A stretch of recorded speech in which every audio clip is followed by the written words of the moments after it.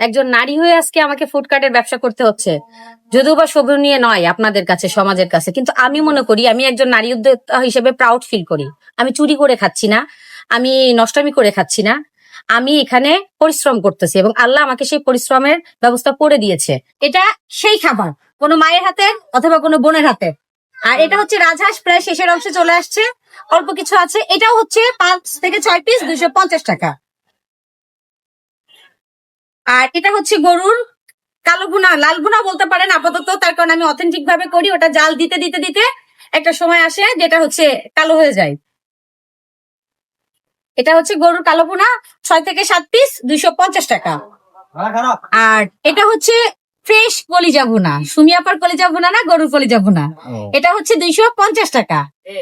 Quantity যেটা আপনারা খুশি হবেন ঠিক সেভাবে দেওয়া হয়। আমার কাস্টমারের জন্য আমি এখানে আসি, আমার কাস্টমার যেভাবে খুশি হয় আমি আসলে সেভাবে খাবার সার্ভ করি। আর খাওয়া চামচ দাও একটা। এটা হচ্ছে গরুর ভুনা বট। এই বটটার আসলে আছে, সবাই পছন্দ করে, সুমিয়াপার হাতে সেই বট ভুনা।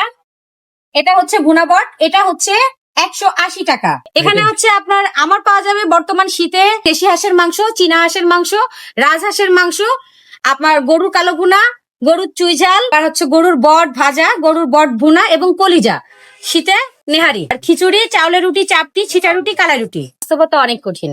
একজন নারী হয়ে আজকে আমাকে ফুডকার্টের ব্যবসা করতে হচ্ছে, যদিও বা শোভনীয় নয় আপনাদের কাছে, সমাজের কাছে, কিন্তু আমি মনে করি, আমি একজন নারী উদ্যোক্তা হিসেবে প্রাউড ফিল করি।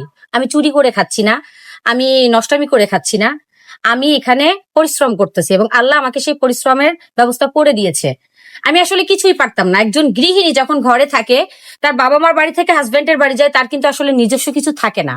ঠিক ওরকম আমি একজন ঘরোয়া, যখন ঘর থেকে সে আশ্রয় বাইরে পড়ে, সমাজটা তার কাছে আসলে বিষাক্ত একটা জায়গা। এখান থেকে নিজেকে সেভ করা, আমার মনে হয় এটা একটা বড় যুদ্ধ। 71 সালের যুদ্ধটা মনে হয় এতটা বড় হতে পারে না, কারণ একটা মানুষের লাইফের যে যুদ্ধটা হতে হয়, তো সেই যুদ্ধটা আমি করে আসতেছি সৎভাবে বাঁচার জন্য, আমাকে নিজে সেভ করার জন্য, নিজের চাহিদা প্রয়োজনে মেটানোর জন্য, আমার সন্তানের ভবিষ্যতের জন্য, আমার ভবিষ্যতের জন্য। কারণ আমি যখন রাস্তায় নেমেছি সম্পূর্ণ জিরো, তখন না আমার আত্মীয় স্বজন আমার সাথে ছিল, না আমার পরিবার আমার সাথে ছিল, না আমার বন্ধু বান্ধব আমার সাথে ছিল। কারণ যখন আপনি দেখবেন বিপদে পড়বেন, আপনার পাশে কেউ নাই, আপনি সম্পূর্ণ একজন একা। আর আমি একটা কথাই আমার নানা আমাকে বলতো, আসলে যার কেউ নাই তার আল্লাহ আছে। তা আমি মনে করি মহান আল্লাহ একজন বড় শক্তি, না হলে আজকে আমি এখানে আসতে পারতাম না আপনাদের সামনে। আমি যখন এখানে ফুডে আসি তখন আমার বড় একটা অপারেশন হয়, আমি সেই অপারেশনের মেডিসিনের টাকাটা না দিয়া ওই 5,000 টাকা দিয়ে ফুড কার্ট শুরু করি।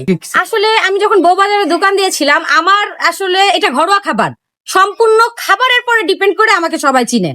যে আমার খাবার খাই সে আবার আমার কাছে রিপিট ব্যাক করে, যে সুমি আপার খাবারটা ফ্রেশ এবং ঘরোয়া, এটা আমি খাই, আমার সন্তান খাই এবং আমার কাস্টমার খাই একদম ফ্রেশ ভাবে। আমি এতে না কোনো রকম টেস্টি সল্ট, না আপনি কোনো রকম সস এবং বাইরের কোনো কিছুই পাবেন না, সম্পূর্ণ অথেন্টিক। আপনি যদি বলেন আমার খাবার ভালো না, ওকে ডান, আমি এটা মেনে নেবো, কিন্তু আপনি যদি বলেন আমার খাবার ফ্রেশ না, আমি এটা কখনো মেনে নিব না।